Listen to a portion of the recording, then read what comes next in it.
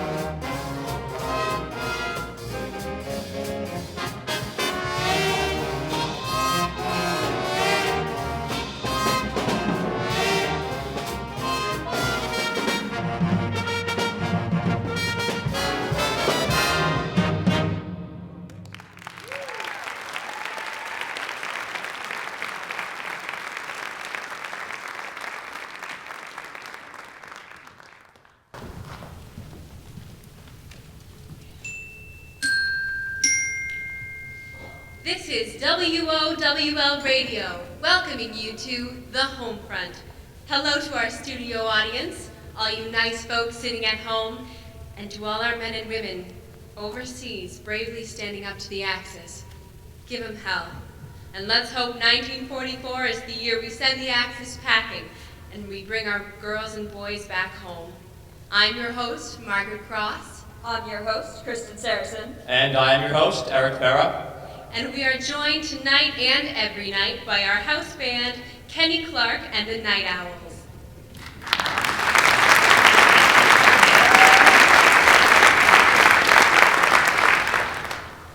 We also have further installments from our three most popular radio shows, The Lone Stranger, Sam Trowell, Private Guy, and our favorite married couple, Eb and Flo Pettifog in Till Death Us Do Part. We are also featuring musical numbers from your favorite shows from 1944, as well as our talented troupe of dancers who will entertain our live audience. Tonight's show is brought to you by Luscious Lard, the lighter lard for all your baking needs. Guaranteed to fill you up, not fill you out. Your pie crusts will never break, never flake with Luscious Lard. Also brought to you by Invigorate Coffee. Every cup will perk you up with Invigorate. And also brought to you by Up the Flu Cold Formula. Remember, folks, when regular cold medicine just won't do, send your cold up the flu.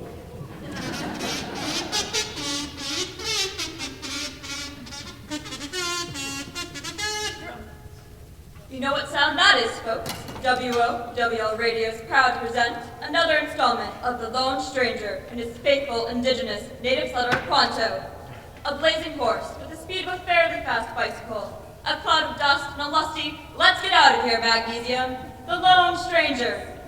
With his faithful indigenous native settler Pronto, these heroes of a bygone age are deeply thoughtful and erudite vigilantes who fight against broad and culturally limiting Western stereotypes to wrest justice from the hands of injustice.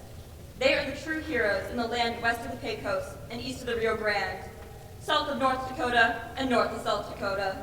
The lone stranger and his horse Magnesium, and Pronto on his painted pony Pinto, are now set to ride off into the sunset of justice and into your hearts as the lone stranger cries out, Hey, Magnesium, let's get out of here!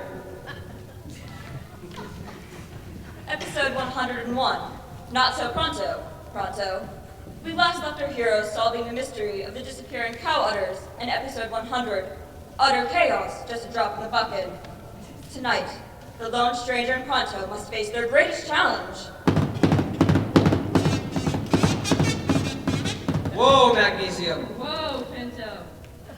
Pronto, my incorruptible sense of justice is telling me there is something amiss in that canyon. Tell me, my faithful indigenous native inhabitants, what do your keen indigenous eyes see in yon canyon?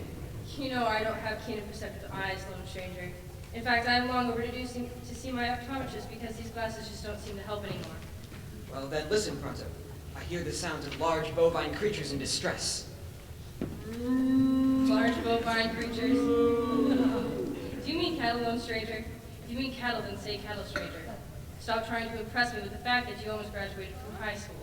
Sorry, Pronto. I'm just trying to elevate you from your humble and limited origins. I received my master's degree in comparative literature and philosophy from Oxford University, stranger.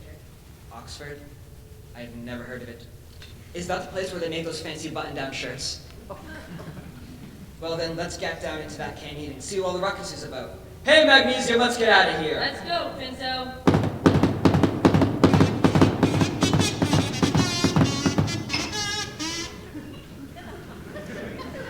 The lone stranger and Pronto soon enter the canyon to see a sight they have never witnessed before in the great Southwest.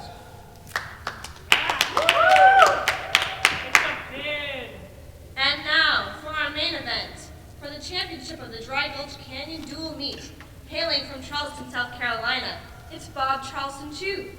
And in this corner, originally from the Lone Star State, it's Bill, the Longhorn Bull. Let's get ready to rumble!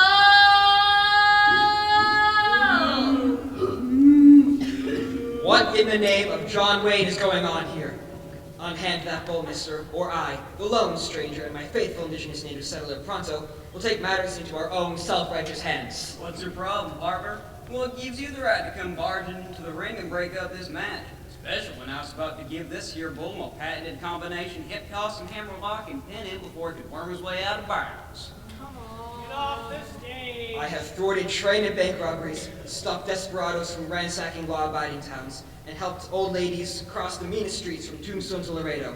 But I have never, since I put on this mask of justice, seen a grown man roll around like you were with a grown bull. Especially with both of you in those incredibly tight bathing suits. They are not bathing suits. They're called singlets. And there's nothing wrong in what we're doing. I, the Charleston Chew, have come out west all the way from South Carolina to make a name for myself as the roughest, toughest, law-breaking bad man ever in these here parts. And I'm not going to allow you or your red-skinned pal to stop me. Excuse me, but did I just hear you call me redskin? I find that epithet offensive not only to me, but all indigenous peoples who inhabit North America. My good sir, you would never hear indigenous people belittled like this back east. Just ask the wonderful owners of the Washington Indigenous Peoples football team, who have nothing but respect for the first settlers of this fair land. Well said, sir. I take back my epithet. May I ask the name of the person to who I speak? To whom I speak, to who? To whom I speak. I always get that wrong. Anyway, what's your name, one who is so wise in the ways of proper English? I am called Pronto, and in my people's native tongue that means pretty darn fast. I see you sporting 2 6-shooters. You get the name from the fact that you're so fast on the draw? I'll have you know that Pronto is the fastest gun west of the Pacific and east of the Atlantic. And what does that make him between the 2 oceans? The slowest gunman in the United States. I'll give you a demonstration. Whenever you're ready to say draw, I'll shoot one of my guns. Okay, partner, draw.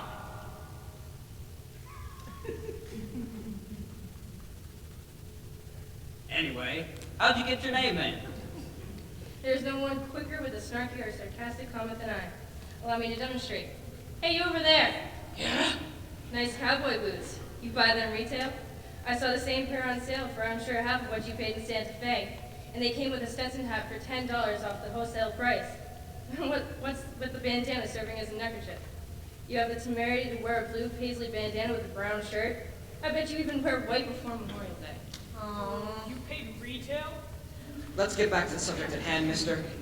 What in the name of all Western cliches are you doing with these cattle? I lived a quiet life back east in Charleston, South Carolina. I was merely a humble guidance counselor. And yet I dreamed of a rough and tumble life where men are men, women are women, cows are cows, horses are horses, children are children, antelopes are antelopes, cantaloupes are cantaloupes, refried beans are... Okay, we get it. You wanted a more exciting life. So, I moved out here and I went to the roughest, toughest bar in Tombstone, La Maison Louis, fine wines and patisserie. A place so rough and tough and uncouth, they even served a chilled Riesling wine with steak. White dessert wine with a main course red meat. How gauche. I walked in and I asked the roughest, toughest thug in the place what's the most downright, despicable, unlawful, meanest thing a man can do to become the most wanted man in all the Southwest. He told me cattle wrestling. So I organized teams and we've been doing this round-robin tournament in this here canyon. Told you I was slow on the draw. And that was one of my fastest times I've ever been able to get my pistol out of the holster and shoot. Sorry for shooting your partner, just trying to prove a point. Thank heaven for your timely and sarcastic comments. Your sass has gotten us out of many tight spots in the past, my faithful indigenous native settler. Anyway, did I hear you say cattle wrestling? That's right, partner. And nothing's gonna stop me on my reign of terror as I wrestle cattle from the Rio Grande to the Pecos. You and your partners just better move on if you know what's good for you, or I'll put you both in an illegal hold regardless of a verbal warning from the referee. I'm that dangerous, desperate, and despicable. Not to mention you are overly fond of alliteration. That went out of style with Edgar Allan Poe. I'm sorry to break this to you, Charleston, but I think you got a bum steer in that patisserie in Tombstone. I think you misheard. It's not illegal to wrestle cattle in these parts. It's a little bit, no, a lot of it strange, especially putting a cow in a singlet. It's cattle rustling that's illegal. In fact, it's one of the most illegal things you can do. What's rustling?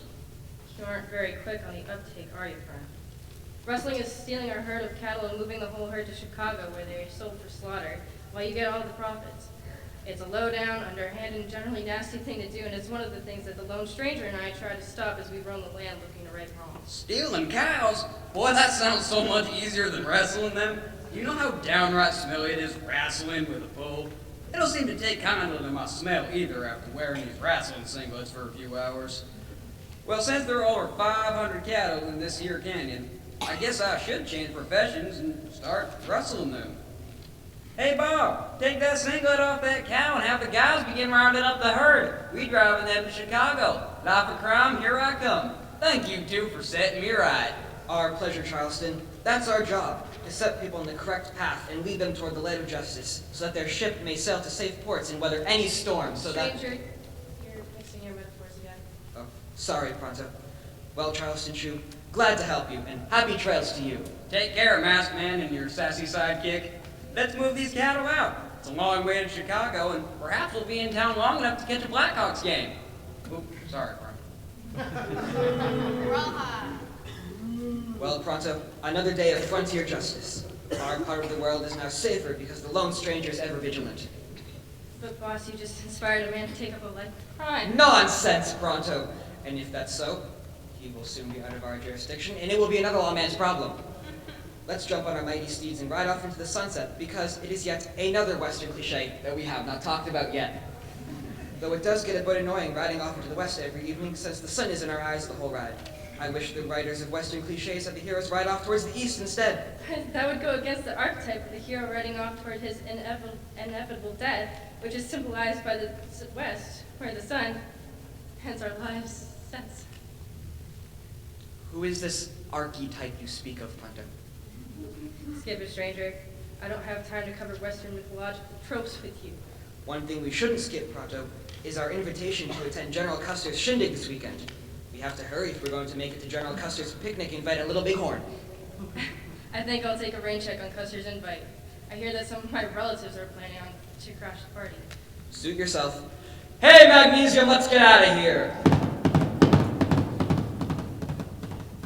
As the sun sets, we bid a fond farewell to the lone stranger in Pronto and the horses, Maggie's even Pinto, defenders of the good, scourges of the evil, and overall nice guys, though Pronto does tend to be a bit sarcastic and supercilious.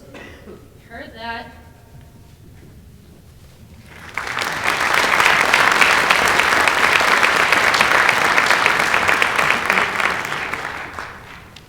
And now, ladies and gentlemen, a public service announcement brought to you by the U.S. War Department. We present America's favorite housewives, Myrtle, Madge, and Lucy, as they present Grow More in 44. Come in, the door's open. Hi, Myrtle. Sorry to bother you, but do you have some lettuce I can take? Sure, kid, take as much as you need. I'm sorry to impose, but I've used up my ration card for vegetables this week. Yoo-hoo! Anyone home?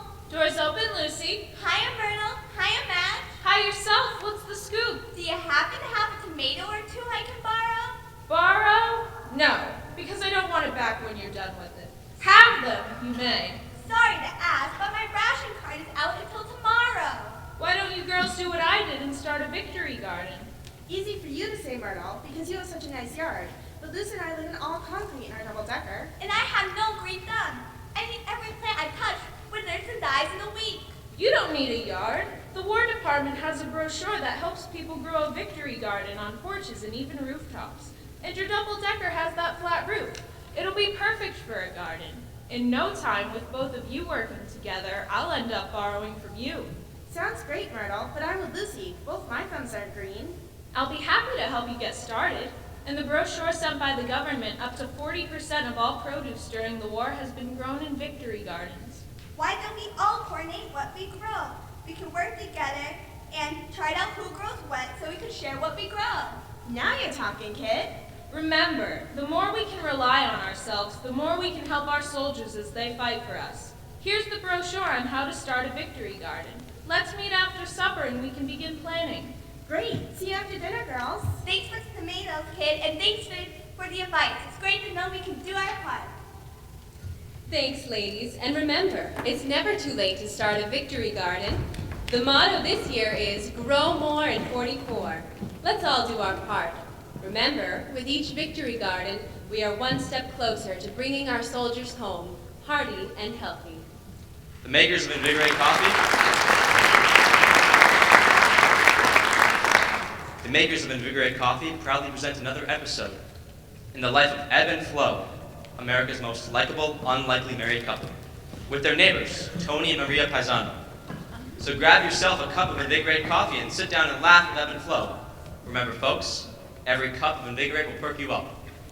Episode 101, U-Boats on the Merrimack. Welcome back, ladies and gentlemen, and all the ships at sea. If you remember from our last episode, Ebb nearly lost his job at Tripoli Bakery for putting too much yeast in the Italian bread in episode 100 called I Need the Dough. In that same episode, Flo got a raise at her job at the mill for stitching more Army uniforms in 1 month than anyone on her shift. Tony forgot Maria's anniversary yet again, but was saved by the plucky Flo, who sent Maria a dozen roses in Tony's name. How will Flo save the day this episode? Let's find out, and enjoy your cup of Invigorate as you listen. Remember, every cup will perk you up. We set the scene with Ebb just returning to the 3rd floor of the triple-decker where he lives, with Flo on Prospect Hill, Lawrence. Tony and Maria live on the 2nd floor, and Maria's parents live on the 1st. Honey, I'm home. If you can call a cramped 3rd floor of a triple-decker a home. Any place where we don't have to live with your parents, your sister and her husband, and your great aunt who smells of castor oil is a palace in my book. And how is my conquering hero? The man who kneads the dough, the upper crust baker, the kingpin of the rolling pin, the man who makes more bread than earns it. You know, you are very funny. I once thought those jokes were almost amusing. 15 years ago, when we were newlyweds, and I thought your sense of humor would improve with age. And how is my seamless seamstress, my girl who keeps me in stitches, who is so witty, yet has kept on needling me every day for 15 years. Listen, honey, enough with the jokes. I have something serious to tell you, and I don't want to upset you. Oh my gosh, Eb, what is it? Is your Uncle Ernie out of jail again? And is he looking for a place to stay? I will not tolerate his presence, his cigars, or his smelly socks one more night in our apartment. Last time he stayed for a night, he stayed for 5 weeks, and when he left, so did all of our silverware. No, nothing like that. Ernie isn't due for parole for at least another week. Sit down. I have something to tell you. And then Tony and I are going right to the Army Recruitment Office on Essex Street and the Civil Defense Leader after he gets off work at the deli. You and Tony can't try to enlist again. You can't see past your nose. Tony has 2 flat feet, and you're both 40 years old. If the Army ever needs you two, I won't have much faith in the war effort at that point. Sorry you're both 4Fers, but if Lawrence ever needs defending, I'm sure you and Tony Paisano can mount a pretty strong defense along Canal Street. You can fling hot cross buns at Hitler, and he can toss sliced mortadella at Mussolini. Great. Rub my face in the fact that Tony and I can't join the armed forces. I'd do anything to avoid your cabbage stew Wednesdays. But listen, all kidding aside, as I was walking home from work this evening, I saw something in the Merrimack that I swear was a U-boat periscope. I ran right over to Tony's deli to tell him, and he ran out with me to see it. But by that time, the periscope was gone. You saw a U-boat periscope? Right. In the Merrimack River. Again, right. You mean a German U-boat somehow got all the way to the mouth of the Merrimack River in Newburyport, right past where the United States Coast Guard got its start, undetected by some of our finest sailors sworn to defend our waters. The U-boat then sailed in shallow waters through Amesbury, Haverhill, and up some dams and waterfalls to park itself in Lawrence. And what do you think it's doing? Waiting until nightfall to storm Lawton's hot dog stand on Canal Street to change the sign to say Frankfurters? Honestly, Eb, you've come up with some scatterbrained things in your day. But this takes the cake, or should I say it takes the kuchen. Kuchen? What's that? It's German for cake, Eb. I don't care what you say, Flo. I trust my eyes, and I saw a periscope. And what's under a periscope? A U-boat. Biff Baxter warned us to be ever vigilant and report anything that seemed fishy. Biff Baxter is a radio show, Eb. And in this case, even Biff Baxter would say you flipped your wig. Well, Tony believes me, and when he gets here, we're heading off to report this. And won't you be jealous when they pin a medal on both of us for saving the East Coast from invasion? The only time you'll get tinned is if a kid mistakes you for a donkey at a birthday party. Laugh it up, kid. I'm here, Em. Tony, welcome to our home. Don't knock, don't bother knocking. Why do anything different? Let's hope your U-boat captain comes. To invade, at least he'll have the courtesy to knock before he takes us as his prisoners. Listen, can I get you two something to eat before you go running off to save the world and embarrass yourselves? No thanks, Flo. I'll eat after we get back. Besides, it's Wednesday. Cabbage night. I'll take cabbage over Maria's overcooked tripe.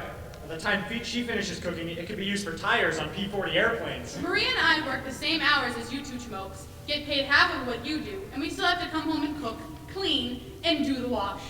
You don't like our food? Then starve. Sorry, Flo. Listen, I'm sure you got told about what Eb saw on the river today. Yes, and I can forgive my husband for being an idiot because he has little to work with based on the family he came from. But I thought you, Tony, had some native intelligence. Of course we're your choice and best friends. Yuck it up, Flo.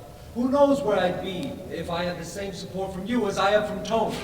Hey, Eb, don't be conspicuous, but look out the window. Do you see someone on the corner lurking around? Yeah?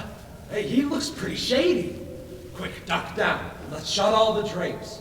Flo, lock the door. Tony, your family, they're out visiting across town tonight, right? Yeah.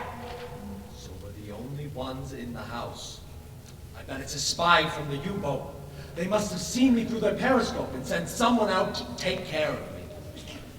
Tony, Flo, it looks like we're the only line of defense against an all-out attack. Flo, call the police. You want me to yell for them out in the back porch? How about using the phone, genius? That will only happen when we pay our telephone bill. You know that. Why didn't we pay the telephone bill? Because it was either that or the electric bill. Who do we call? I'd rather have light so I can gaze more adoringly at your handsome mug each night when you come home from work and proceed to fall asleep on the couch listening to the radio. Enough. Look, we three need a plan, and soon. It looks like he's heading our way. Look at him, skulking in the shadows. Looks like you'll need a plan for two, because I'm going to lie down while the cabbage is cooking. How can you lie down at a time like this? Your country needs you. Listen, here's you two boys' chance to prove that two 4Fs can still serve their country. Who am I to take your only chance of glory? Wake me either when the cabbage is done or when you've subdued the whole German fleet. Actually, going in the bedroom is a great idea, Flo, to protect yourself. Shut the door and put a chair under the doorknob. Don't open the door until you hear this exact knocking.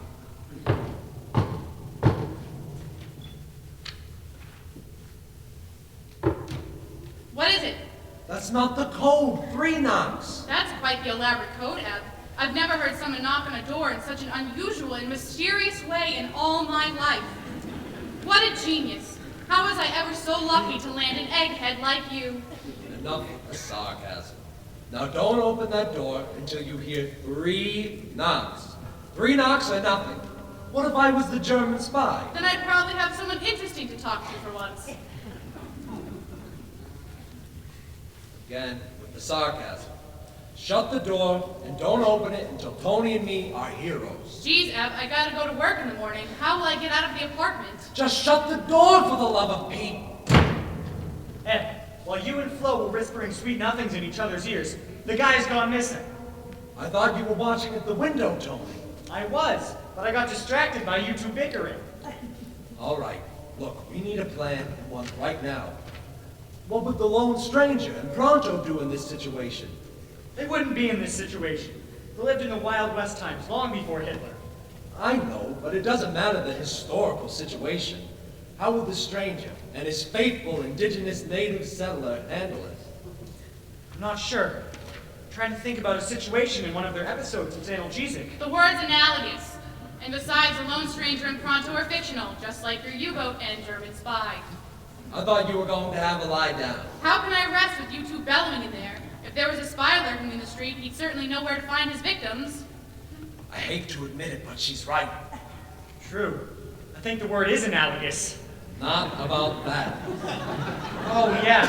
She's also right about the stranger and Pronto being fictional. Not about that, you putz! I mean about keeping our voices down! Like that, Sherlock? Sorry. Let's be smart now, buddy, and form a plan. Look, the spy probably doesn't know I'm up here. I say, when he knocks on the door, you open it quick. I'll be next to the door with a blanket from the couch. When he walks in, I'll throw the blanket over his head, and you clobber him with the frying pan.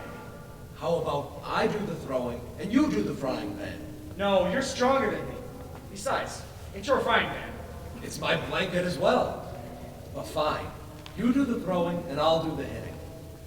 You'll be like Yank Terry, and I'll be like Bobby Doa. I don't want to be Yank Terry. He can't pitch to save his life right now. I'll be Pinky Woods. He may have a lousy win-loss, but he's getting no run support when he's on the mound. How can you be Bobby Dorr? He's a righty, and you're a southpaw. You'll need to be Catfish Mekovich. He's a lefty like you. All right. You're Pinky, and I'm Catfish. Now let's get ready. He may have a gun drawn, so be on the lookout for that. Get that blanket over his head quick so I can clobber him before he has a chance to pull the trigger. Okay. Okay, now we wait. Whatever happens from this point on, buddy, I want you to know that you have always been my best friend through thick and thin. Same to you, pal. And if anything happens to you, you know Marie and me will take care of Flo. She'll never know hunger or want, and she'll never have to worry about making her bills. Geez, Tony, can you make sure something happens to Eb? Sounds like a good plan to me. This is serious, Flo. One or both of us may not get out of this alive. And if we don't, it could mean the end of civilization as we know it. You heard that exact same line from last night's Biff Baxter episode. Biff Baxter kicks Hitler right in the axis. If you're gonna die, at least say something original. Flo, do me a favor. If I don't make it, please, never marry. It's not because I know you'll be mourning me. I don't want you to make some other poor jamoke miserable by marrying him. Don't worry, dear. If you don't make it, Tony and his family will be taking care of me. And after all of these years of married bliss with you, I don't think I could stand any more joy. Hey, kid. All kidding aside, you know I love you. And I love you too, you big ox. He's coming up the stairs. Quick, turn off the lights. My gosh, I've never been so scared in my life. Me either. But we have a duty to our country, Tony. We won't get another chance. So make good with the blanket, and I'll brain him with the pan. Are you ready, Tony? Perhaps we should ask who it is first. What, and give away the element of surprise? It's now or never. Besides, if I wait any longer, I may lose my nerve. Okay, then let's get this over with. We did it, Eb! We stopped a German spy! We're heroes! Flo, come out in here and see what we did. You haven't not. How do I know that you're not the German spy who has learned to talk like my big palooka husband to lure me out and take me hostage on his U-boat that parked in the Merrimack River on Canal Street in 10-foot deep water? Okay. Haven't you taken the blanket off the poor savage's brain? Who knows what lawsuit awaits us? It's probably a bill collector. Very funny. Okay, Tony, pull off the blanket. Let's get a good look at our prisoner of war. Funny, but this guy looks a lot like your Uncle Ernie. You're right. He does look like Uncle Ernie. That's because it is your Uncle Ernie. Look, I know I stole your silverware last time I was here, and I'm sorry I did it. But I owed a lot of money to two guys in Tower Hill. And if I didn't pay them that night, they're gonna rearrange my kneecaps and do bad things to the rest of my family. And I couldn't risk putting you two in danger. Uncle Ernie, you weren't supposed to get out for at least another week. Well, for once, I was given a break, because for once, I got time off for good behavior. And don't worry, Flo, I'm not here to ask you for a place to stay. I just came by to pay you back for the silverware I took, with a good bit of interest, and to say goodbye. This part of the country's bad luck for me, so I'm heading out west, to Nevada. I hear from some horizontal strike wearing buddies of mine that Las Vegas will soon one day be a place where a guy like me can live the life of Riley. Las Vegas? Nevada? Uncle Ernie, that's in a desert. Nothing's ever gonna come out of that part of the country. We'll see, kid. So here's the money I owe you, with a good bit of interest tacked on, for you two always being there and taking me in when no one else would. Take care of my nephew, Flo. Ed was never the most powerful playing card in our family deck. But he's got a good heart, and he's lucky to have landed an ace like you. Thanks, Ernie, and good luck to you. But before I go, why was I given such a cold reception by the baker and the butcher? We thought you were a German spy from a U-boat that's submerged in the Merrimack. See what I said, Flo? Not the most powerful card in the deck. Well, goodbye, kids. I'm gonna take this lump on my head and head out. But best of luck to you all, and thanks for never giving up on me. See you in the funny papers. Well, you two, have you had enough adventure for one evening? You're right, Flo. I must have been out of my brain to think I saw a periscope from a U-boat in the Merrimack. And to make it up to you and Tony, how's about we skip the cabbage for one night and get some dogs from Latins? Sounds good to me. Come on, my heroes, let's celebrate. I love you, baby. Right back at you, kid. Beep, beep, beep, beep, beep, beep, beep, beep. You alert, U-boat captain. Come in, captain. Reporting in. There is no need to worry about the civilian who saw a periscope. He is a dunderhead, and there is no need to take care of him. I'm reporting back to the U-boat now. Beep, beep, beep, beep, beep, beep, beep. Well done, you Schweinhund. You have just reported in on an open frequency that is being monitored by the American Coast Guard. There is no way we are going to be able to get to open sea. Our cause is lost. That dunderhead you were sent to take care of is now going to be a hero. And that, ladies and gentlemen, is just another typical day in the life of America's most likable, unlikely married couple. Tune in next week for another episode of Till Death Us Do Part, the married bliss of Ebb and Flo Pettifog. And now, a word from our sponsor.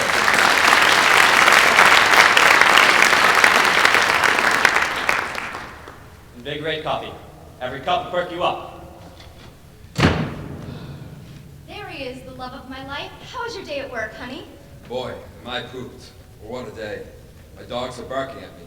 My back aches. My head is pounding. And I feel like something the cat wouldn't eat a dragon. Well, I hope you've got some energy left because you know what tonight is? Happy anniversary? No, silly. Tonight's the Jitterbug contest down at the local USO, and I know this year we're going to win and finally take that trophy away from the Kowalskis. Stella won't be so hot to trot around the shop when she won't be able to brag about being the Jitterbug queen of the West Side. Sorry, honey. I think all my get up and go has got up and went.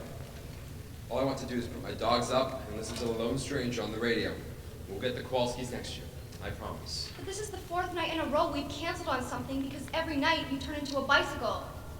A bicycle? Yes, you become too tired. Alrighty. I'm serious, honey. Last night we let our bowling team down. The night before we didn't go roller skating at the rec center. And the night before that we skipped out on volunteering at the scrap metal drive for the war effort. How do you get all this energy? You work a full shift at the munitions plant just like me. And every night your engines are revving faster than a P-40. What's your secret? It's no secret. It's all contained in this one little cup of Invigorate coffee. Just one cup will perk you up. You know I'm not a coffee drinker. Well, maybe it's high time you join the millions of us who have made Invigorate coffee their daily cup of pep. Other coffees may claim they're good to the last drop, but Invigorate won't ever let you drop. It keeps you up and allows you to do what needs to get done. So what do you say, Mr. Fred Astaire? How about you and me get out there and show the Kowalskis how to jitterbug? Drink this cup of Invigorate.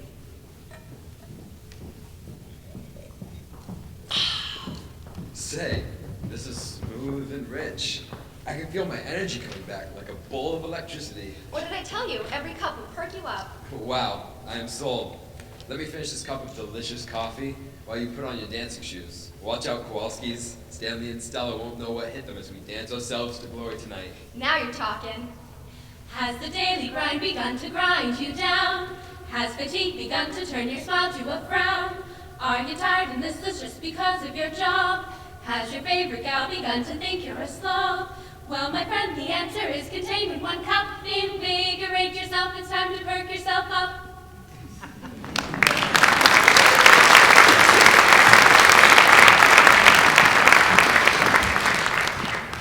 That's right, friends. Invigorate coffee. A perfect blend of rich flavor, smooth aroma, and a powerful punch to help you keep on going. Every cup will perk you up. And to calm yourself down at night, don't forget our brand of fine teas, including serendipity, capability, sobriety, and our patented late-night relaxer, Serenity. Get Serenity now wherever Invigorate coffee is sold. Ladies and gentlemen. Ladies and gentlemen, it's fun to have fun with Ebb and Flow each week. And though we can take a moment to laugh at their exploits, even during the war, we must never forget our valiant fighting men and women who have sacrificed so much to help keep democracy alive, not only in America, but throughout the world.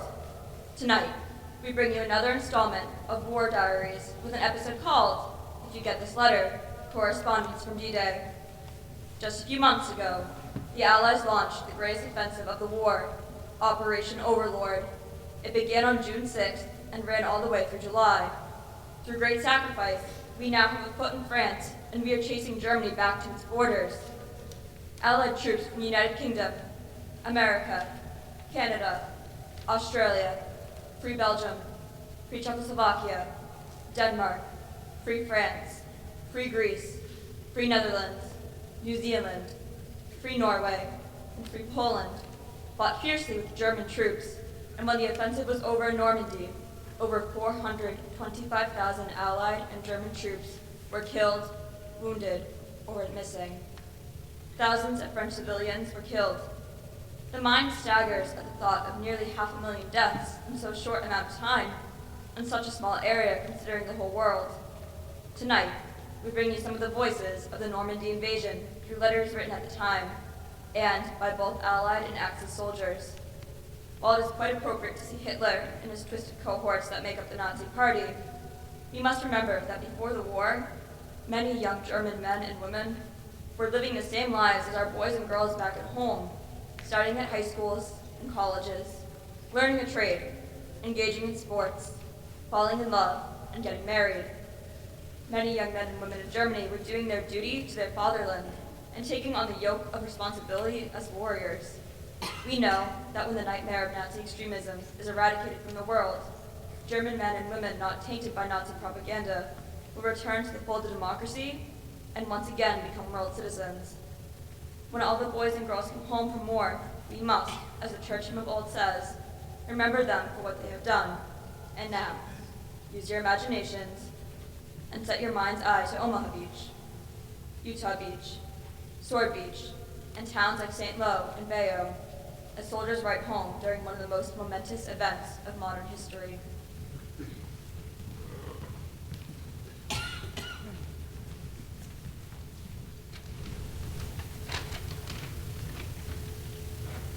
Dear Mom, Pop, and family, now that I'm actually here, I see that the chances of my returning to all of you are quite slim. Therefore, I want to write this letter now while I'm yet able. I want you to know how much I love each of you. You mean everything to me, and it is the realization of your love that gives me the courage to continue. I've always determined to show my appreciation to you by enabling you both to have more of the pleasures of life. But this war has prevented my doing so for the past 3 years. If you receive this letter, I shall be unable to fulfill my desires, for I requested that this letter be forwarded only in the event I do not return. You have had many times more your share of illness and deaths in the family. Still, you have continued to exemplify what true parents should. I'm sorry to add to your grief, but at all times realize that my thoughts are with you constantly, and that I feel in some small way I am helping to bring this wasteful war to a conclusion. We of the United States have something to fight for. Never more fully have I realized that. There is just no other country with comparable wealth, advancement, or standard of living. The USA is worth the sacrifice. Remember always that I love each of you most fervently, and I am proud of you.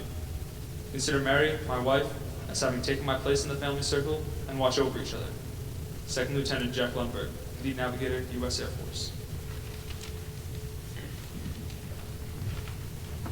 As you know, the Foreign Vest has now started, and I'm sure you can imagine that we are committing ourselves to it, how little time is left for writing. This is about everything, about the existence or decline of our beloved fatherland. How every single one of us soldiers gets through this doesn't matter much. The main thing is, and will be, that we can soon win a just and long-lasting peace. Of course, we are also just humans with wishes and repressed improvidence that one would like to see fulfilled.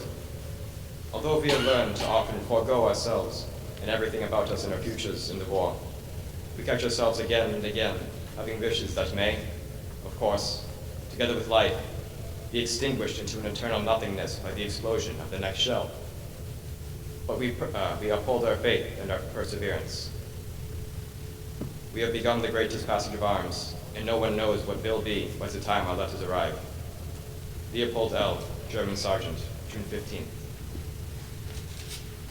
Arlene, my dearest, today is our 20th day in action, yet it seems like years. What has happened to me and my battalion would be scoffed at, even in the 10-cent novel, as being impossible. Why, the few of us left alive are alive, is something to figure out in church. I've seen as many of my very best friends killed beside me. I just can't believe it's all really happening. I never in my wildest dreams knew such terror could grip your very soul. The business of landing deep in enemy territory and trying to hold a position assaulted and shelled from four sides until friendly troops break through is something I hope they never ask me to do again. The night we jumped, D-Day, 6 hours, was a payoff night. The Jerrys knew our plan down to the last detail and were waiting for us with everything they had. My chute was on fire from tracer bullets when I landed, right in front of a machine gun emplacement. Cut out of my harness and crawled for a couple of hours, with bullets whistling past my ears coming from seemingly every direction. Can't tell you what else went on. The story gets good from here. I hope it won't be too long before I can tell you personally all that has happened. Anyway, God alone brought me safely through this far. Of that, I'm sure. My darling, I love you more than life itself. I've realized that many times these last 3 weeks when I thought I was going to be killed, and always the regret of missing seeing and marrying you was topmost in my mind at the time. I think I can say my love for you has been pretty well tested. Goodbye for a while. George. United States Captain George Montgomery.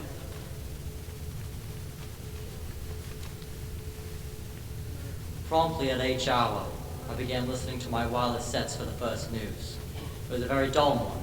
The land was obscured by mist and smoke, so that, except for the flotilla leader and the CO, no one actually saw the land until the doors were open in front and the ramp was down. But very soon after H hour, crystal clear over my sets came in messages from the assaulting companies.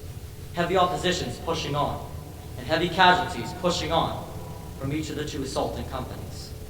By now we could hear the tack-tack-tack of enemy machine guns and the strident explosion of enemy mortars on the beach in its approaches. Now was the moment. We clutched our weapons and our wireless sets, which were all carefully waterproof. Suddenly there was a jarring bump on the left, and looking up from our boards, we saw the beach obstacles, which were 2 feet above our left gunner, with a large mine sitting on top of it, just as the photographs would have shown us. The mine was just the same as the ones that we practiced disarming. Again, a bump on the right, and we still had yet not grounded. The colonel and the flotilla leader were piloting us in, and for a few brief minutes, nothing happened except for the music of guns, the whang of occasional bullets overhead, with a sporadic explosion of mortar bombs in the background of our own heavy gunfire. The doors opened as we grounded, and the colonel was out. The sea was choppy. The boat swung a good bit, and one by one we all followed him. Several fell in and got soaked. However, I was lucky. I stopped for a few seconds to help some of my men with their heavy wireless sets to ensure they kept them dry. As we staggered ashore, we dispersed and lay down above the water's edge. Stuff was falling pretty close to us, and although I did not see it happen, quite a good number of my men from my boat were hit. Instinctively, where we lay, we hacked holes with our shovels. I began to recognize wounded men from the assaulted companies. Some were dead, others were struggling to crawl out of the water because the tide was rising very rapidly. We could not help them, since our job was to push on, but I saw one of my signal corporals with a wound in his leg, and I took his coats from him.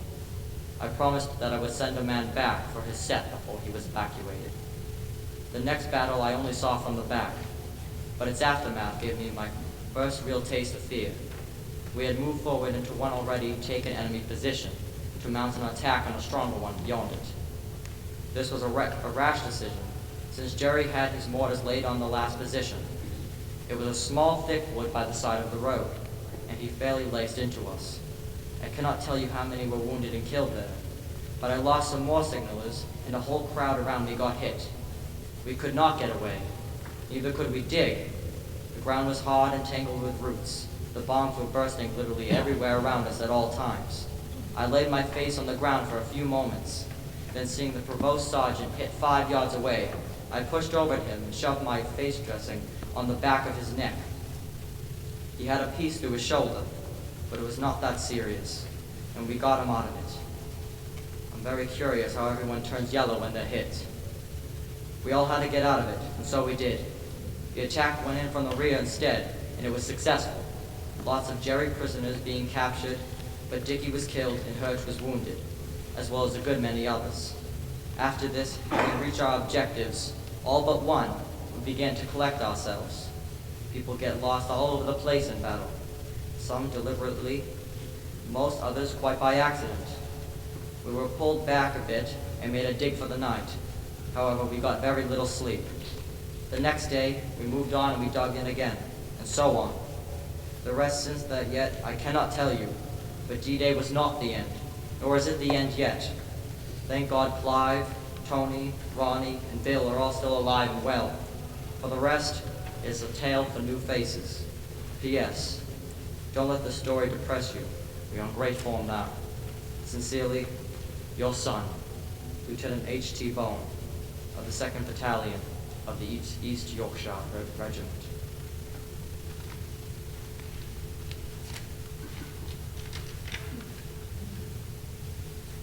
My own darling Jenny. Golly, honey, how I've missed you today. All of a sudden there comes this 2-day break with almost nothing to do but unlax and stretch out. A week ago today was D-Day, and these past 7 days have been filled with sights and sounds I'll probably recall always. Most of it was pretty exciting, a lot of it pretty nasty, none of it enjoyable. For the greatest part, we haven't been close enough to catch the impact of the business being done. The glimpses we've had have been enough. Through it all and leading up to our coming there must have been, looking back now, a certain growing tension in all of us. There was nothing spectacular or dramatic about it that I can recall.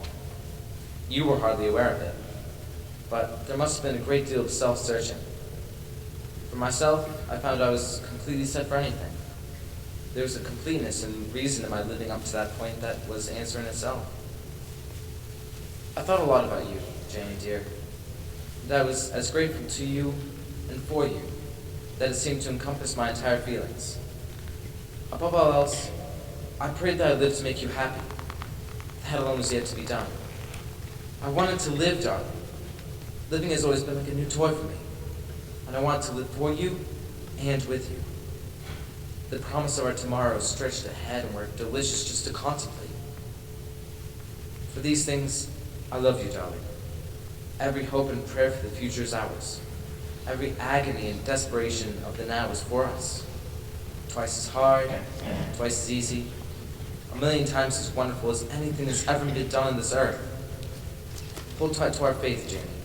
Live for us. Honey, I love you something wonderful. All I want is a chance to show it. Good night, man, your wife. I love you, darling. Tracy A. Sugarman, U.S. Navy Lieutenant.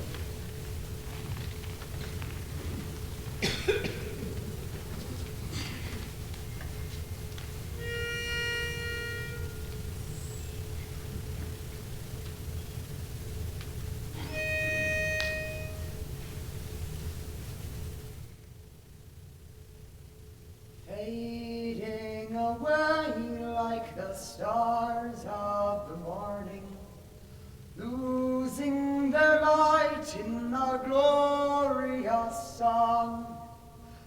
Thus would we pass from this earth and its toiling, only remembered for what we have done.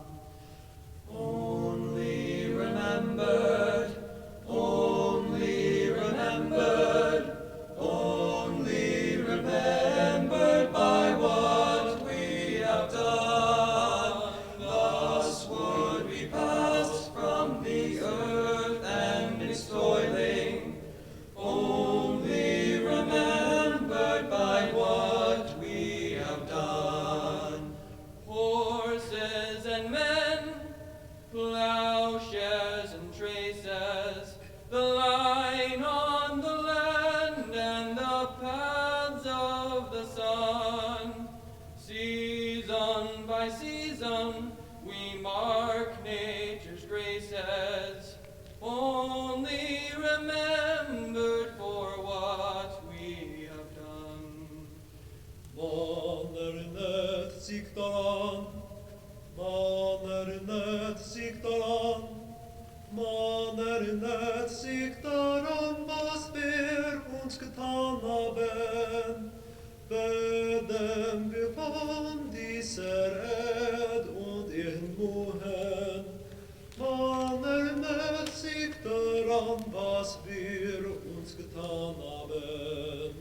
Shall we be missed, though by others succeeded, reaping the fields we in springtime have sown? No, for the sowers may pass from their labors, only remembered by what they have done.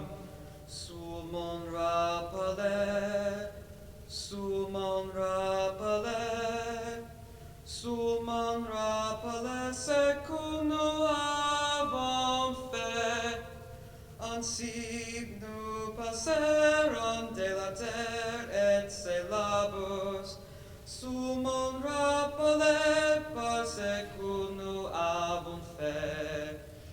Only the truth that in life we have spoken, only the seed that on earth we have sown, these shall pass onward when we are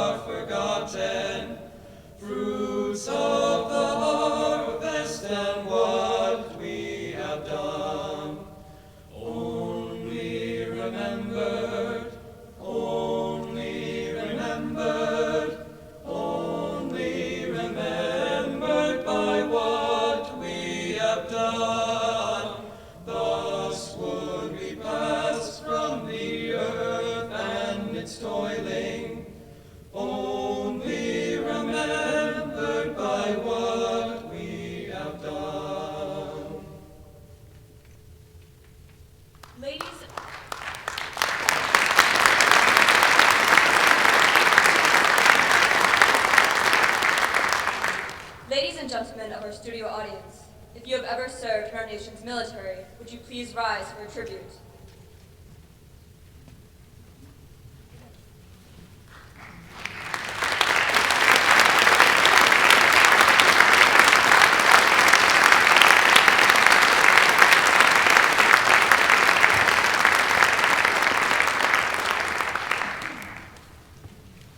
Our nation's true heroes, this band of brothers, in time of need they did answer the call, risking their lives for the future of others. United they stood for the welfare of all. Only remembered, only remembered, only remembered by what we have done. Thus would we pass from this earth and its toiling, only remembered by what we have done. Ladies and gentlemen,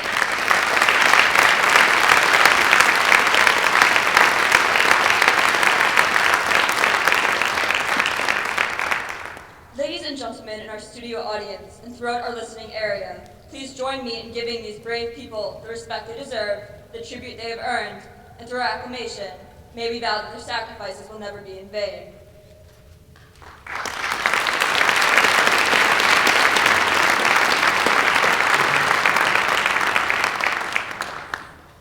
Ladies and gentlemen, let us take another moment to remember that crucial day, June 6th, 1944.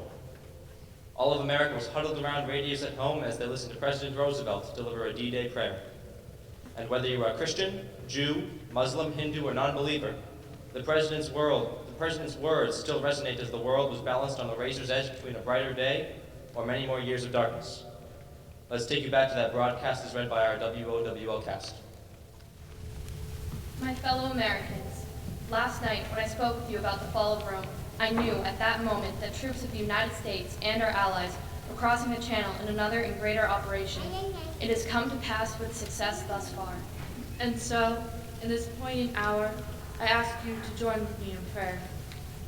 Almighty God, our sons, pride of our nation, this day have set upon a mighty endeavor, a struggle to preserve our republic, our religion, and our civilization, and to set free a suffering humanity. Lead them straight and true. Give strength to their arms, stoutness to their hearts, steadfastness in their faith. They will need thy blessings. Their road will be long and hard, for the enemy is strong. He may hurl back our forces. Success may not come with rushing speed, but we shall return again and again, and we know that by thy grace and by the righteousness of our cause, our sons will triumph. They will be sore tried by night and by day, without rest until the victory is won. The darkness will be rent by noise and flame. Men's souls will be shaken with the violences of war. For these men are lately drawn from the ways of peace. They fight not for the lust of conquest. They fight to end conquest. They fight to liberate. They fight to let justice arise and tolerance and goodwill among all thy people. They yearn for the end of battle, for their return to the haven of home. Some will never return. Embrace these, Father, and receive them, thy heroic servants, into thy kingdom. And for us at home, fathers, mothers, children, wives, sisters, and brothers of brave men overseas, whose thoughts and prayers are ever with them, help us, Almighty God, to rededicate ourselves in renewed faith in thee in this great hour of sacrifice. Many people have urged that I call the nation into a single day of special prayer. But because the road is long and the desire is great, I ask that our people devote themselves in a continuance of prayer. As we rise to each new day, and again when each day is spent, let words of prayer be on our lips, invoking thy help to our efforts. Give us strength, too. Strengthen our daily tasks to redouble the contributions we make in the physical and the material support of our armed forces. And let our hearts be stout, to wait out the long travail, to bear sorrows that may come, to impart our courage unto our sons wheresoever they may be. And, O Lord, give us faith. Give us faith in thee, faith in our sons, faith in each other, faith in our united crusade. Let not the keenness of our spirit ever be dulled. Let not the impacts of temporary events, of temporal matters of but fleeting moment, let not these deter us in our unconquerable purpose. With thy blessing, we shall prevail over the unholy forces of our enemy. Help us to conquer the apostles of greed and racial arrogancies.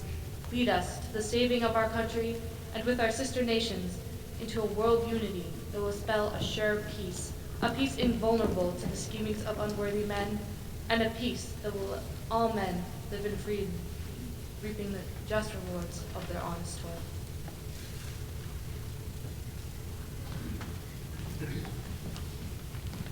We interrupt our broadcast to bring you a special report from London.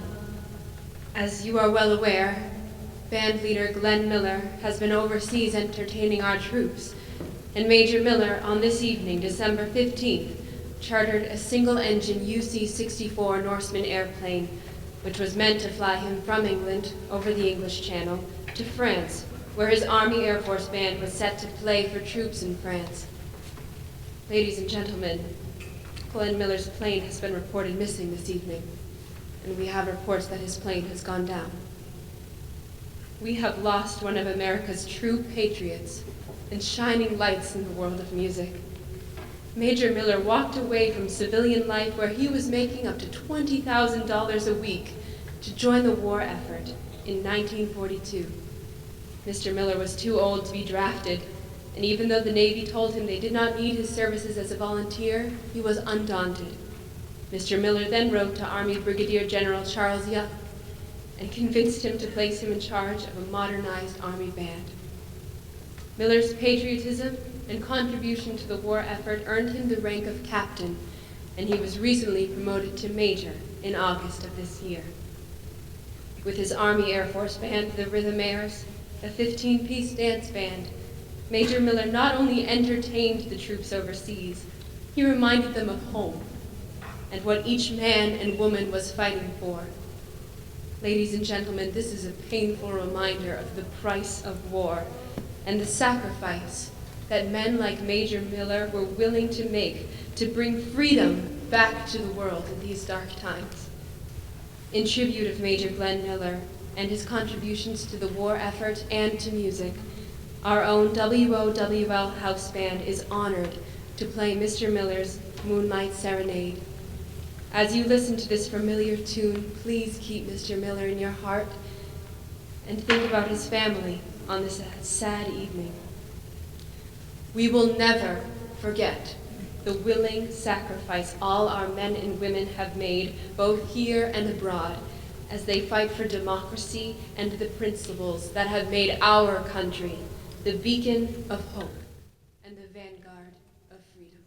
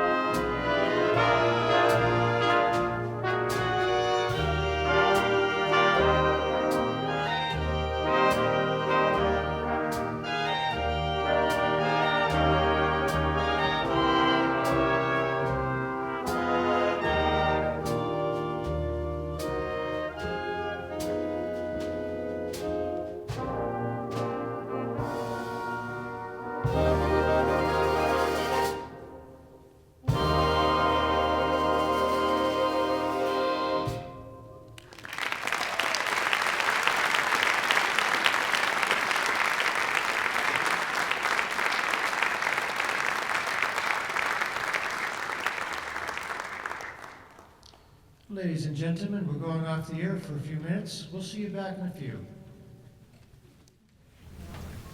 And now, ladies and gentlemen, another word from one of our fine sponsors, Luscious Lard. The lighter lard for all your baking needs. At Luscious Lards, we keep the fat in the can and not on your can. Come on in. Hiya, Rosie. Hiya, Marge. I was wondering if I could borrow a little sugar from you. I know it'll be a while before we can get our next sugar ration, and I'll really owe you, but Harry's birthday is coming up tomorrow, and I want to surprise him by baking him his favorite pie.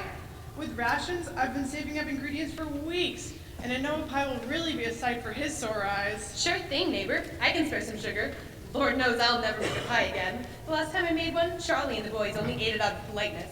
I don't know, Marty. Whenever I try to make a pie, the crust is flaky, brittle, and sits in our stomachs like a submarine depth charge. You must be using the wrong kind of lard. What's the difference? Lard is lard. Not when you're cooking with Luscious Lard. It's so much lighter than all other competitors. As they say, with Luscious Lard, the fat stays in the can and not on yours. Is that why your pies are the talk of the neighborhood?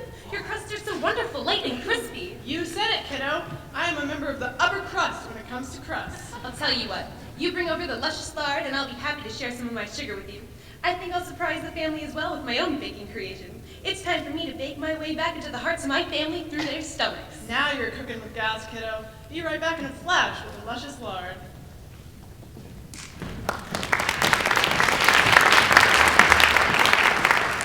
That's right, ladies. Make every cooking experience one you and your family will remember by using Luscious Lard. The shortening in the bright blue can. It's the lightest lard, and the makers of Luscious Lard promise that you'll keep more fat in the can than on your can. Don't forget, ladies, to bring your fat cans down to the neighborhood butcher shop. I'm sorry for that. I meant to say, ladies, bring your cans of fat down to the neighborhood butcher shop for the war effort. Every drop you bring to the butchers, the War Production Board has told us, is used for making explosives. Glycerin, made from waste fats and greases, is one of the most critical materials needed for the war effort. 3 pounds of fat can provide enough glycerin to make a pound of gunpowder. Nearly 350 pounds of fat is needed to fire 1 shell from a 12-inch naval gun. So, ladies, be hometown heroes by bringing your waste fat to the butchers, and let's all work together to bring this war to an end. Let's get cooking at home and in Europe with the help of Luscious Lard.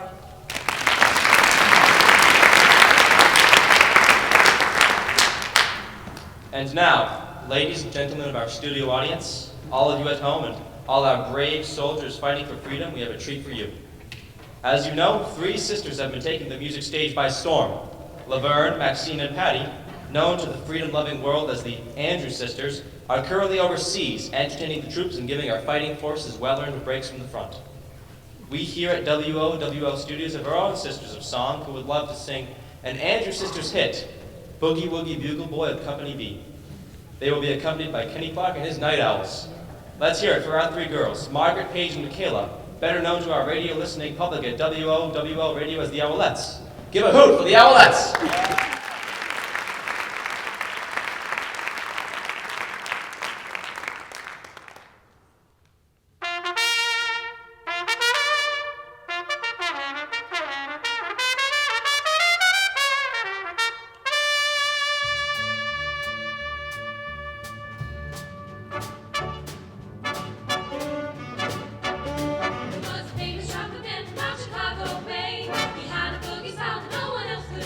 He was a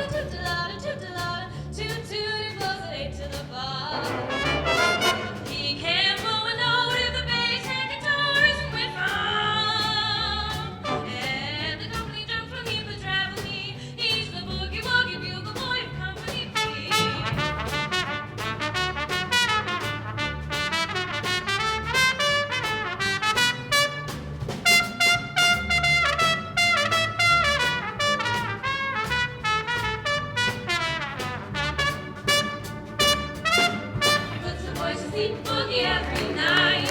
Wakes them up the same way in the early prime. They clap their hands and stamp their feet. Because they know how he plays. When someone gives him a beat, he really breaks it up. When he plays reveille, he is the boogie woogie bugle boy of Company B. Da da da da da da da da da da da da da da da da. And the company comes when he plays reveille. He's the boogie woogie bugle boy of Company B.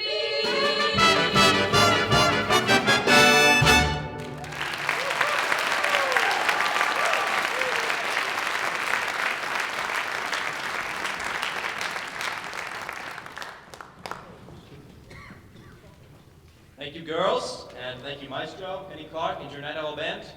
We'll hear more from them later.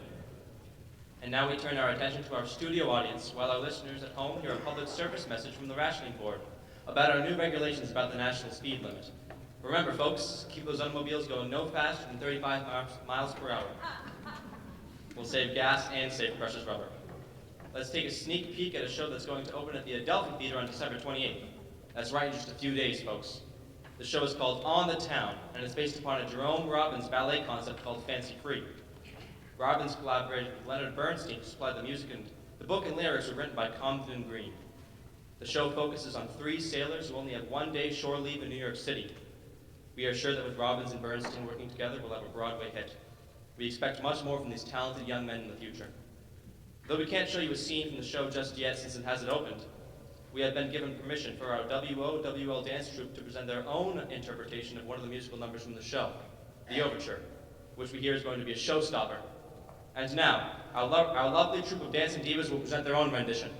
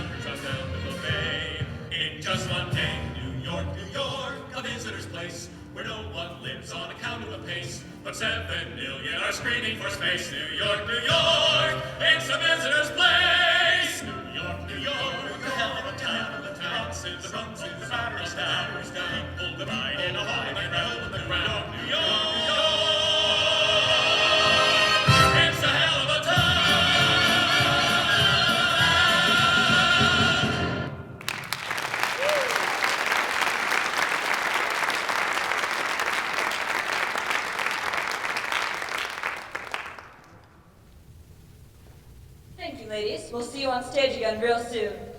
Welcome back to our listening audience. Remember, buy only what's your fair share, and make sure to do your best to conserve at home. Keep those victory gardens growing. Before we bring you our next exciting episode of Sam Trowell, Private Guy, we have a word from another one of our fine sponsors, Up the Flu Cold Formula. Send your cold up the flu with Up the Flu. Hey,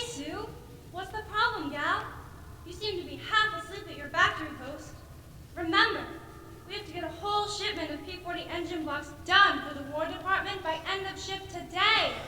I know, but I have a pesky cold that kept me up all night. I can't stop. Achoo! Excuse me, but my cold seems to be getting worse. War won't stop just because you have a cold, sister. We've got to get these engine blocks ready. And we can't afford any foul-ups if they're going to be helping our boys stay flying. I know. I didn't ask to get this cold. Well, have you tried up the flu cold formula? Just 1 teaspoon during the day will send your cold up the flu.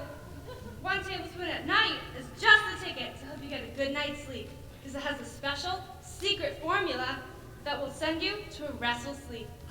I happen to have a bottle on me. I'd try anything to get rid of this cold. Wow, this stuff packs the punch. I feel better already. Make sure you don't take too much. It's really strong, and anything over 1 teaspoon during the day will knock you off your feet. You bet. I'm ready to take on the world. Just focus on those engine blocks coming down the conveyor belt. We've got to do our part for the war effort. Uncle Sam is depending on us to get the boys in the air in safe planes. You said it, sister. With up the flu cold formula, I know I can do my fair share, and no darn cold is ever going to slow me down again. Send your cold up the flu with up the flu!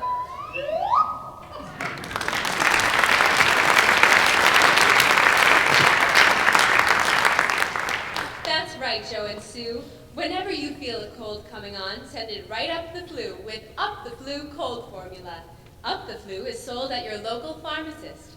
Before you get your next cold, get Up the Flu.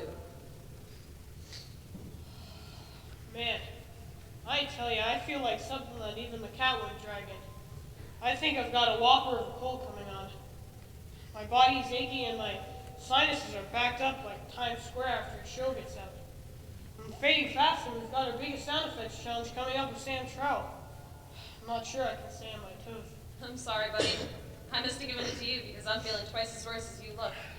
Say, you know we've got bottles and bottles of Up the Flu cold formula lying around the studio. We get free samples all the time from the company. We've even got a couple bottles right here that we use for sound effects. Let's say we each try some and see if it's really as good as they say. It couldn't hurt. I'll try anything. I can't get any worse than how I feel now. How much are we supposed to take? I don't know. I never pay attention to the commercials since all we have to do are those 2 simple sound effects. I mean, the bottles don't have labels on them, but they're pretty small, so I'm guessing they're for one-time use. Sounds possible. Well, we've got a tough sound effects show coming up, so we've got to be at our best. Let's drink a bottle and see what happens.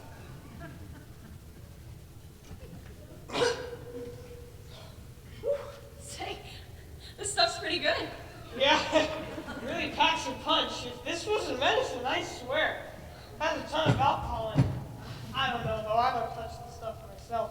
Me neither. I'm a teetotaler. Well, whatever's in it, it sure tastes good. Let's drink another bottle and make the boss proud. What a great idea.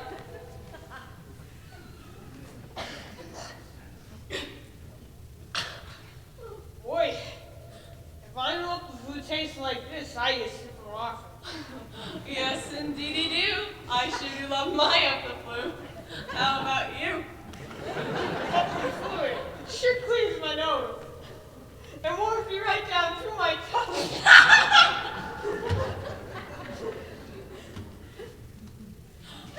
And now the makers of Up the Flu cold formula are proud to present our hit radio drama, Sam Trowell, Private Guy.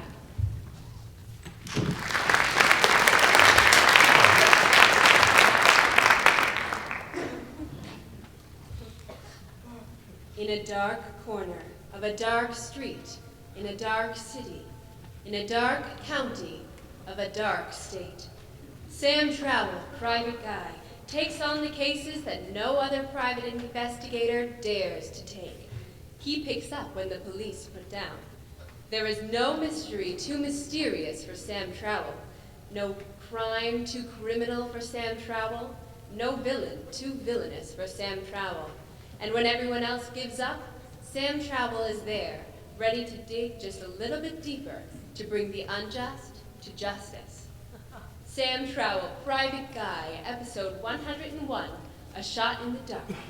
In our last episode, Sam Trowell uncovered a Nazi plot to kidnap President Roosevelt's dog, Fala, in Run, Fala, Run, the case of the doggone dog. Tonight, we see Sam sitting in his dark office, waiting for his next case. I was sitting in my dark office, waiting for my next case. I had only one cigarette left and my money was running short. Suddenly, there's a knock on the door.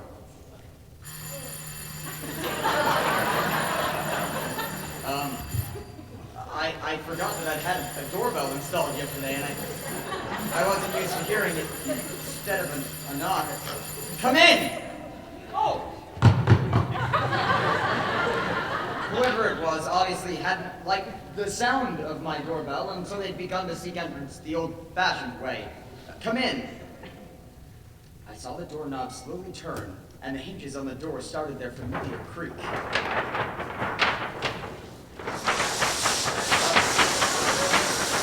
course, I couldn't hear the door creak over the thunderstorm that suddenly started without warning. It seemed the thunderstorm had stopped as suddenly as it had begun. The door was now open, and standing there in the frame of that door were curves. Curves that if they were on a country road, they would be the cause of many a crash. Since they were on a woman, they were even more dangerous. She slowly walked up to my desk.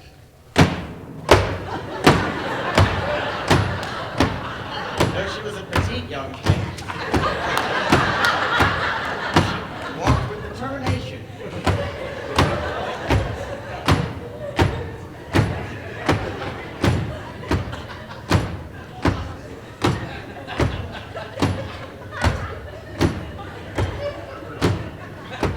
Golly, it's amazing how big my office is.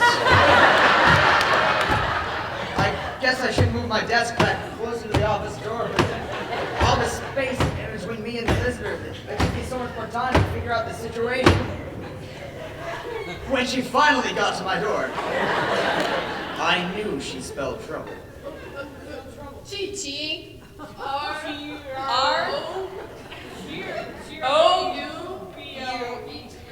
Feeling. Trouble.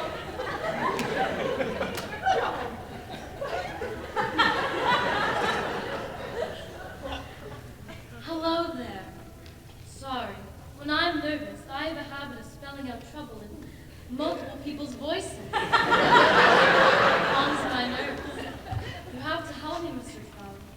My sister, Sue LaRue, has gone missing, and I've received a ransom note saying that if I didn't deposit $1 million in a Swiss bank account by tomorrow morning, they'd be sending my sister back, one piece at a time.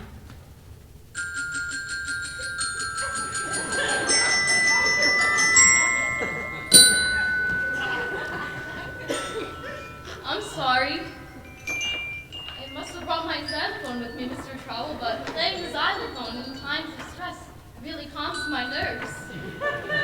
I need your help, Mr. Trowell. Get my sister back unharmed. Money is no object. That's all right, sweetheart. I knew who she was and who I was dealing with. This dangerous package was Luella LaRue, better known to the posh Hollywood set as Lou LaRue, the silver screen bombshell and eldest daughter of the oil, steel, cattle, diamond, real estate, railroad, entertainment baron, Hugh LaRue, the richest man from Cleveland to Toledo. I was looking at a gold mine, but I decided to play it cool, so I slowly lit my last cigarette.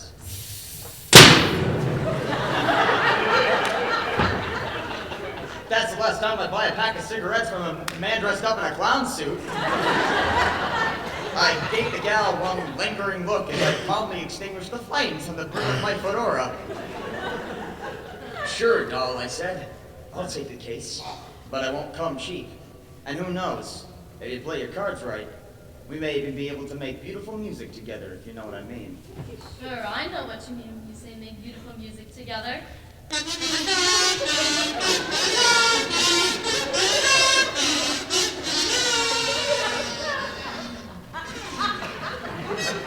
Wow, Mr. Trout. I've never spontaneously played a Wagner's Ride of the Valkyries with such passion, skill, and emotional depth before. You get my sister back safe and sound, and there may be a meeting in your future. Her kazoo skills were pretty good. Darn good, in fact. But she needs to take a few more lessons in counterpoint with a kazoo virtuoso. But I'd forgive an occasional half-note faux pas from someone so lovely and stinking rich. This could be my lucky day. But I knew I had my work cut out for me. Such a high-profile kidnapping could only be done by the notorious Sturm and Drang gang, the toughest bunch of lowlifes ever to skunk through the gutters of our once fair city. I've been trying to break this gang ever since I put on a pair of gumshoes, but I couldn't even locate their headquarters. We'd been playing cat and mouse for years, but I knew I had to get Sularu back to her sister, and her sister close to my side. I decided I'd hit the streets and knock on some doors of some shady establishments to see if I could get some clues as to the gang's hideout. Perhaps I'd get lucky, but I'm not known for my luck. It is now midnight, as we can tell by the tolling of the clock in the venerable St. McPatrick's Church.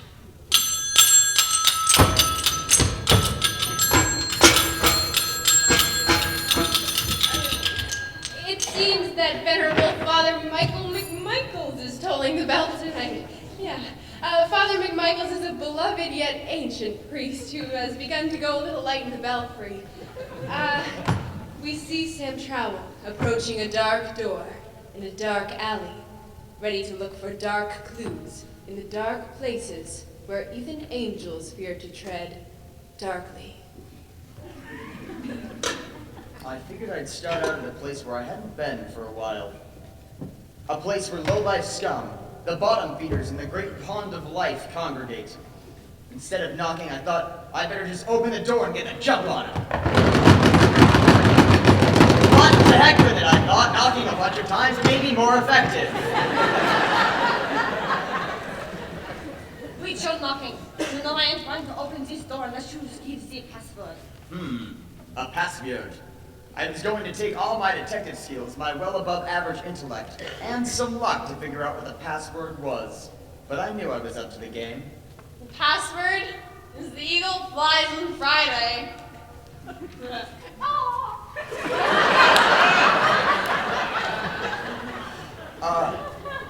I trusted my intuition and the little voice inside of my head that was screaming out to me, so I said, "The eagle flies on Friday," and the door opened. Welcome, fellow scoundrel, to the Storm and Rain Gang hideout. If you are seeking employment with our gang, you may pick up an application on the desk. But if you is a lousy, stinking cop or detective, you'd better start saying your prayers, because you're about to meet your maker. I can tell you you're not here for employment. Welcome to the Storm and Rain Gang headquarters, Mr. Drow, and say hello to my little friend. Hey, how you doing? I thought she was gonna pull a gun on me. But instead, out from behind her stepped a little man, known to us detectives in the underworld as Tyrone Bannister, the most notorious member of the Lollipop Guild. Now, don't let the name fool you. The guild is not to be reckoned with, even on a good day, and especially not in this underground den of iniquity and the headquarters to the Sturm and Drang gang. Well, Drow, you finally found our secret hideout. Allow me to introduce myself. I am Johanna, Amadeus Ludwig von Strasberg-White, notorious leader of the Storm and Drang gang. You must be here to try to rescue Mr. Rue. You know that's not going to happen, Drow. All that's going to happen now is in about 3 seconds. You'll be wishing you were somewhere else as you stand on the barrel of Luger. Von Strauss took out a rather nasty-looking gun, while Tyrone pulled out one that was half the size of his little body. They got the jump on me, and I figured this was it. Well, at least on the bright side, my landlady wasn't going to get my 3 months overdue rent money now. But that was a pretty thin silver lining on a very dark cloud. I've been waiting for this moment a long time, Drow. Say goodbye.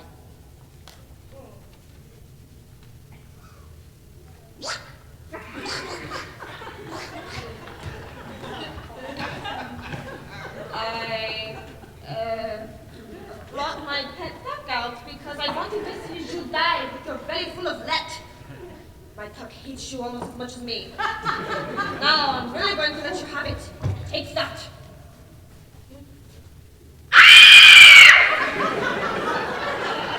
He didn't shoot me because he was distracted by the sound of Miss LaRue's scream. She was tied up in the corner, but her gag had slipped. I tried to console her. It's okay, Miss LaRue. This mug isn't going to shoot me now, or possibly ever. That's what you think, Troll. No more kidding around. I'm going to empty the whole clip into you this time. There should be the sound of 7 bullets firing when I say go.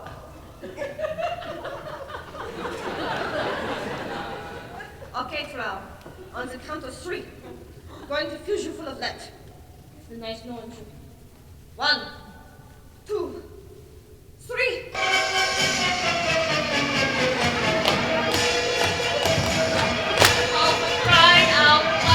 Suddenly, without warning, the university pep band came marching into the hideout. They must have been taking part in the annual homecoming day parade and gotten distracted by all the darkness and walked right into the hideout by accident. Yeah, that sounds about right. This was just the distraction I was looking for. I punched White right in the nose. Whoosh! I missed. This fight was a fast one. So I began to pummel him in the midsection with a series of haymakers and uppercuts to the jaw.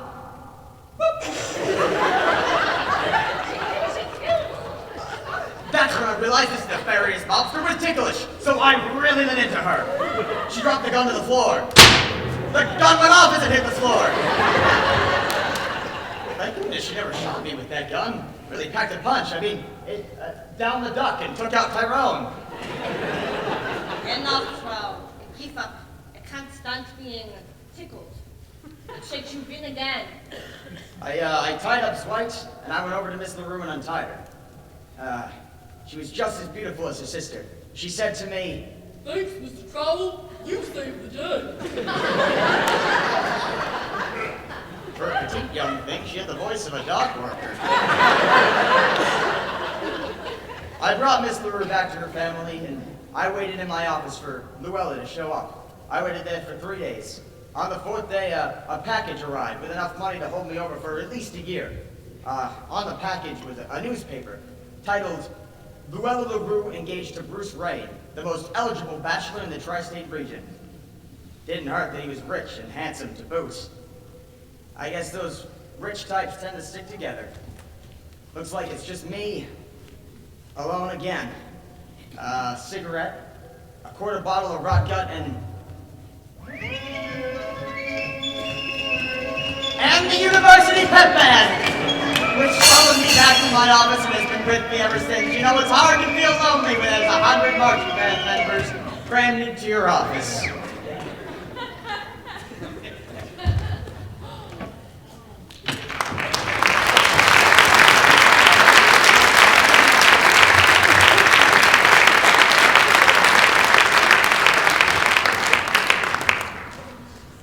That was episode 101 of Sam Trowell, Private Guy. Tune in next week when we bring you episode 102 of Sam Trowell, Private Guy, with a caper called The Celery Stalks at Midnight. And remember, folks, the fine makers about the Flu Cold formula remind you that anything more than 1 teaspoon should be taken right before bed because up the flu will make you a little drowsy. And now, as we present another public service announcement for our listening audience, we have another treat for our studio audience. We'd like to bring back our dancing girls to bring you a classic song from last decade's film, Gold Diggers in 1933. You may remember it was right in the beginning of the movie, with Ginger Rogers in the chorus. At that time, the song, Wherein the Money, was a distant dream, as we were knee-deep in the Depression. But now, 11 years later, through Mr. Roosevelt's leadership, we have taken bold steps away from our economic woes. And when this war is over, I'm sure all Americans will be able to sing along with the song, not as a wish, but as a gauge of our nation's prosperity. Without further ado, ladies and gentlemen, let's hear it from WOWL Radio Dancing Girls.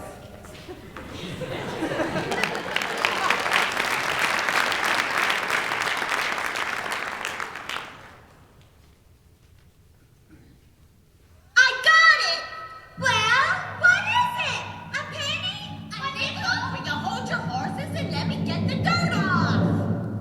A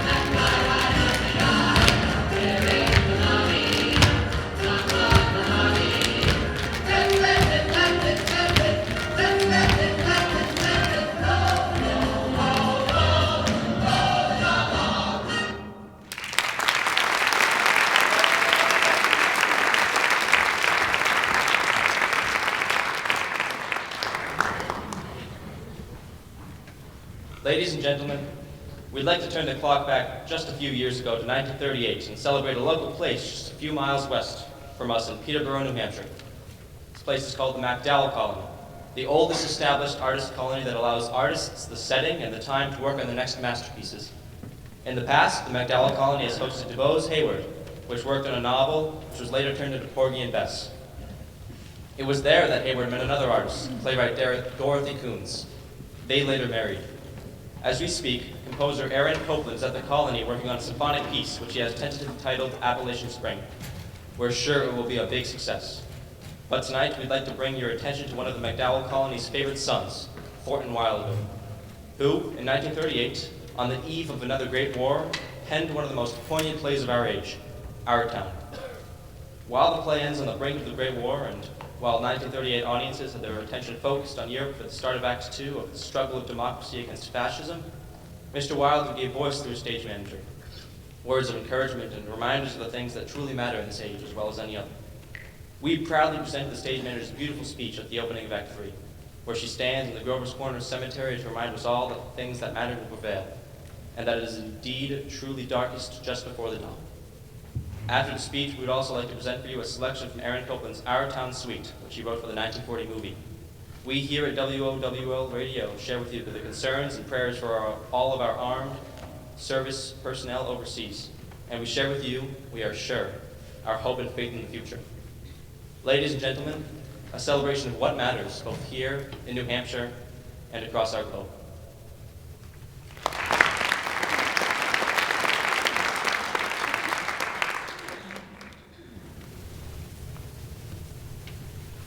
Gradual changes in Grover's Corners. Horses are getting rarer. Farmers are coming into town on Fords. Everybody locks their houses now at night. Ain't been any burglars in town yet, but everybody's heard about them. You'd be surprised, though, on the whole, things don't change much around here. This is certainly an important part of Grover's Corners. It's on a hilltop, a windy hilltop. Lots of sky, lots of clouds, and often lots of sun and moon and stars. You come up on a fine afternoon, you can see range on range of hills. Awful blue they are up by Lake Sunapee and Lake Winnipesaukee. And way up, if you got a glass, you can see the White Mountains and Mount Washington, up where North Conway and Conway is. And right over there is our favorite mountain, Mount Monadnock, and all the towns around it. Jaffrey, East Jaffrey, Peterborough, and Dublin. There, quite a ways down, is Grover's Corners. Yes, it's a beautiful spot up here. Mountain laurels and lilacs. I often wonder why people want to be buried in places like Woodlawn and Brooklyn when they might pass the same time up here in New Hampshire. Over there are the old stones, 1670, 1680. Strong-minded people came a long way to be independent. Summer people come up, walk around, laughing at the funny words on the tombstones. They don't do any harm. And genealogists come all the way up from Boston, get paid by city people for looking for their ancestors. They want to make sure they're the daughters of the American Revolution and of the Mayflower. Well, I guess that don't do any harm either. Whenever you come across the human race, there's always layers and layers of nonsense. Over there are the Civil War veterans. Iron flags on their graves. New Hampshire boys. Had the notion that the Union ought to be kept together, even though most of them never saw more than 50 miles of it themselves. All they knew was the name, friends. The United States of America. The United States of America. And then they went and died about it. This here is a new part of the cemetery. Yes, an awful lot of sorrow has sort of quieted down up here. People just wild with grief have brought their relatives up to this hill. We all know how it is. And then time, sunny days, and rainy days, and snow. We're all glad they're in a beautiful place, and we're coming up here when our fits are over. Now, there are some things that we all know, but we don't take them out and look at them very often. We all know that something is eternal. And it ain't houses, it ain't names, it ain't the earth, it ain't even the stars. We all know deep in our bones that something is eternal. And that something has to do with human beings. All the greatest people ever lived have been telling us that for 5,000 years. And yet, you'd be surprised how people are always losing hold of it. There is something deep down that's eternal about every human being. You know as well as I do that the dead don't stay interested in us living people for very long. Gradually, they lose hold of the earth, and the ambitions they had, and the pleasures they had, and the things they suffered, and the people they loved. They get weaned away from the earth. That's how I put it. Weaned away. And they stay here while the earth part of them burns away, burns out. And they slowly become less interested in what's going on in Grover's Corners. They're waiting for something that they know is coming. Something important and great. Aren't they waiting for the eternal part in them to come out clear?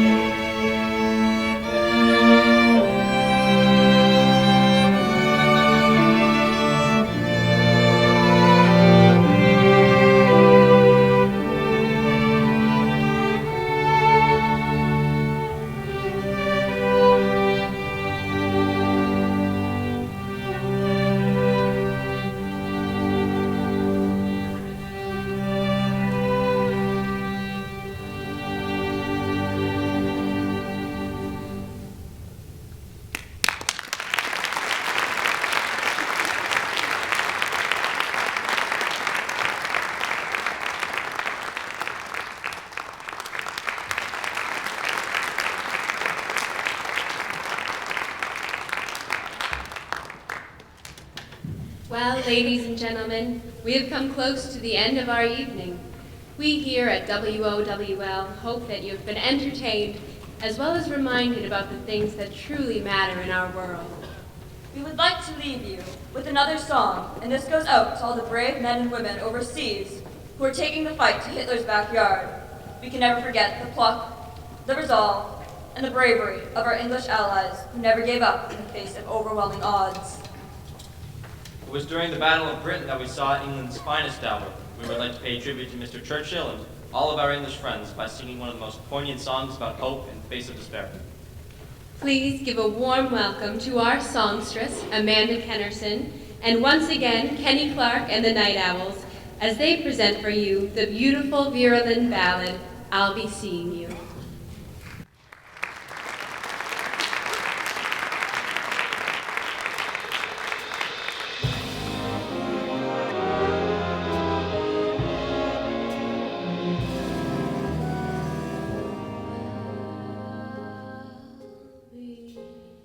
Seeing you in all the old familiar places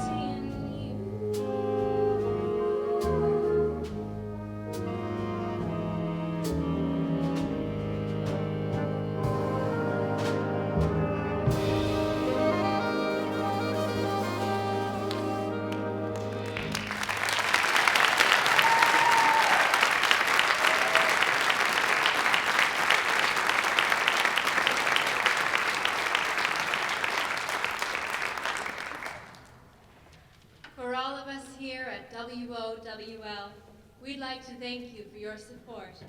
And God bless you all, and God bless the United States of America and all her allies.